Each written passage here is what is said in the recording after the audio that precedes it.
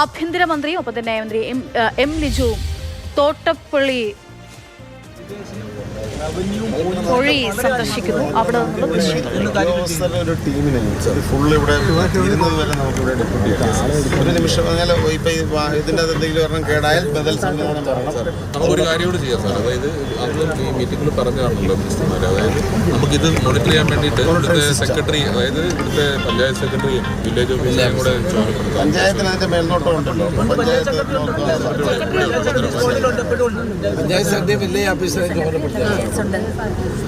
Irrigation ചെയ്യുന്നില്ല.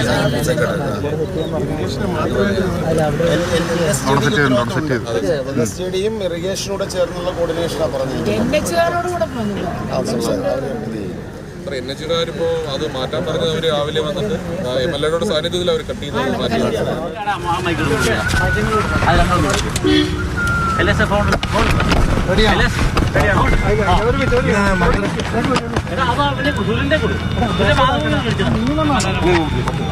ഇന്ന് മന്ത്രിസഭാ യോഗമായിരുന്നു.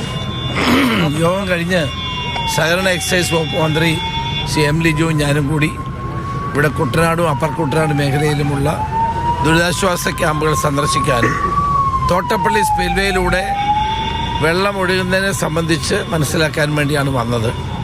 ജില്ലാ കളക്ടറുണ്ട്, SP ഉണ്ട്, ബന്ധപ്പെട്ട എല്ലാ ഉദ്യോഗസ്ഥന്മാരും ഉണ്ട്.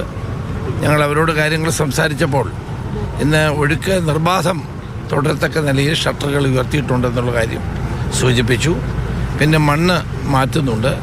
2 മണ്ണ് മാന്തി യന്ത്രങ്ങൾ ഉപയോഗിച്ചു, 3 യന്ത്രങ്ങൾ ഉപയോഗിച്ചുകൊണ്ട് മണ്ണ് മാറ്റിക്കൊണ്ടിരിക്കുകയാണ്. യഥാർത്ഥ പ്രശ്നം എന്താണെന്ന് വെച്ചാൽ ലീഡിംഗ് ചാനലിൻ്റെ ആഴം വർദ്ധിപ്പിക്കുക, അതോടൊപ്പം തന്നെ സ്പിൽവേയിലൂടെ കൂടുതൽ വെള്ളം ഒഴുക്കി കളയുക. ഇതാണ് വേണ്ടത്. ഇപ്പോൾ അതിനുള്ള നടപടികളാണ് ഇപ്പോൾ സ്വീകരിച്ചുകൊണ്ടിരിക്കുന്നത്. ഇപ്പോൾ ഇവിടുത്തെ പഞ്ചായത്ത് സെക്രട്ടറിയും വില്ലേജ് ഓഫീസറെയും പെർമനൻ്റായിട്ട് ഇത് മോണിറ്റർ ചെയ്യാൻ വേണ്ടിയിട്ട് ജില്ലാ കളക്ടർ നിയോഗിച്ചിട്ടുണ്ട്. അപ്പോൾ ഇത് കളക്ടറും SP-യും മറ്റുദ്യോഗസ്ഥന്മാരെല്ലാം ഇറിഗേഷനും മോണിറ്റർ ചെയ്തുകൊണ്ട് ഉള്ള പ്രവർത്തനമായിരിക്കും നടക്കുന്നത്.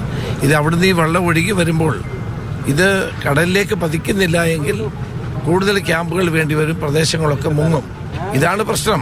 ഇതാണ് 2018-ലുണ്ടായ പ്രശ്നം. ഇത് തന്നെയാണ്. പക്ഷെ അത് കുറേ കൂടി ജാഗ്രതയിൽ ഇനിയിപ്പോൾ ഈ മണ്ണ് മാറ്റുകയും വെള്ളം ഒഴുകി പോകാനുള്ള സംവിധാനം ഉണ്ടാക്കുകയും ചെയ്യുക എന്നുള്ളതാണ്. ഇതൊരു കണ്ടിന്യൂസ് പ്രോസസ്സ് ആക്കണം. എന്നാൽ മാത്രമേ അപ്പർ കുട്ടനാട് മേഖലയിലെ വെള്ളപ്പൊക്കം ഒഴിവാക്കാൻ നമുക്ക് സാധ്യമാവുകയുള്ളൂ. അപ്പോൾ അതിനുള്ള നടപടികൾ സ്വീകരിക്കും. ഇപ്പോൾ ഇത് കഴിഞ്ഞാൽ ഞങ്ങൾ കുട്ടനാട് MLA വന്നിട്ടുണ്ട്, റെജി.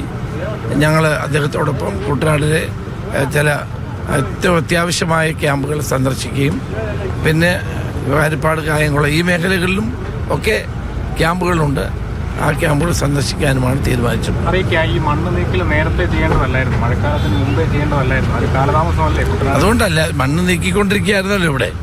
അത് കഴിഞ്ഞിട്ട് പെട്ടെന്ന് ഇങ്ങനെ ഒരു വെള്ളപ്പൊക്കം ഉണ്ടാകുമെന്നുള്ള ധാരണ ഉണ്ടായില്ല. അങ്ങനെ പറയുകയാണെങ്കിൽ 2018-ലെ വെള്ളപ്പൊക്കത്തിന് ശേഷം ഇതെല്ലാം അന്നോട്ടേ ഇതൊക്കെ ചെയ്യേണ്ടതായിരുന്നു. അങ്ങനെയും ചെയ്തില്ല. പിന്നെ തോട്ടപ്പള്ളി സ്പിൽവേയുടെ ഇപ്പം കളക്ടർ പറഞ്ഞ പോലെ, കളക്ടർ സൂചിപ്പിച്ചത് ഈ സ്പിൽവേ വളരെ പഴക്കം ചെന്നതാണ്, അതിൻ്റെ ഷട്ടറുകൾ പഴക്കം ചെന്നതാണ്. ഇനി അതെല്ലാം മാറ്റിയെടുത്ത് കുറച്ചുകൂടി സുഗമമാക്കാൻ, വെള്ളം ഒഴുകി പോകുന്നത് സുഗമമാക്കാനുള്ള നടപടികളായിരിക്കും ഗവൺമെൻറ് കൈക്കൊള്ളുന്നത്.